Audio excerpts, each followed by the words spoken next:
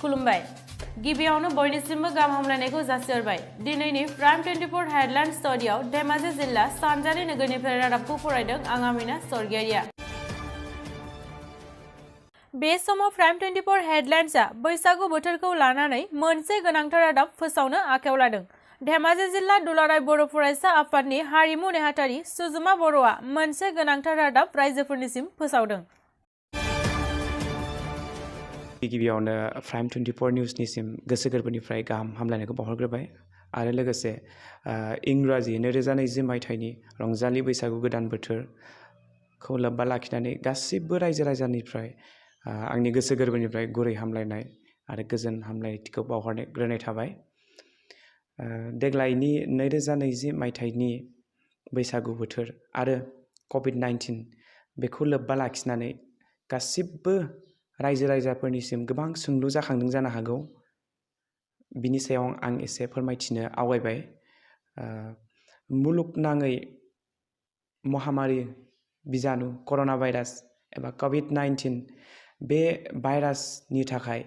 देग्लायनि बैसागु बोथोरा मोजाङै जानाय नङा बेवहाय माखासे गभर्नमेन्टआ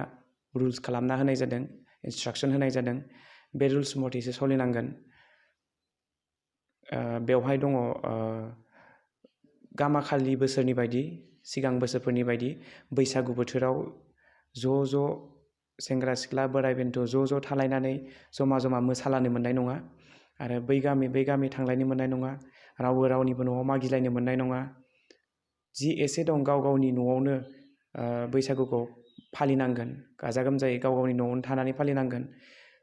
बे न'खर थांलाय फैलाया सोलिनाय नङा बेजों लोगोसे दुलाराय बर' फरायसा आफादनिफ्राय माखासे बिथोन फैदों आरो बे बिथोनफोरानो जाहैबाय मोनफ्रोमबो दख'रायाव गाव गावनि दख'रायाव आफादनि फिरफिलाखौ बिरहोनांगोन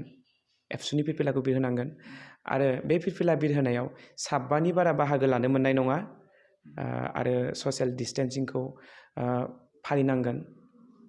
मानोना बोथोरा